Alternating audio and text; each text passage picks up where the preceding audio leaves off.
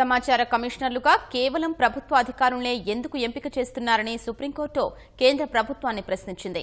సమాచార శాఖ కమిషనర్లు లేరన్న సాకుతో దాదాపు 23,500 ఫిర్యాదులు ఆర్టీఐ కార్యాలయాల్లో మగ్గుతున్నాయన్న సమాచార హక్కు కార్యకర్తలు అంజలి భరద్వాజ్, కమాండర్ లోకేష్ బాత్రా, అమృత జోహ్రీల పిటిషన్పై సుప్రీంకోర్టు విచారణ జరిపింది.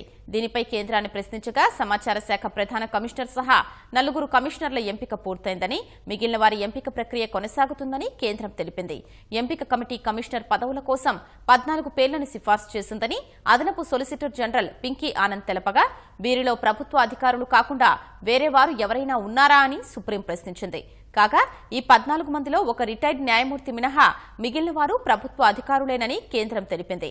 కాగా సమాచార కమిషనర్లకు వచ్చిన దరఖాస్తులు ఎన్నిక ప్రక్రియ వెబ్సైట్లో ఉంచాలని పిటిషనర్లు డిమాండ్ చేస్తున్నారు.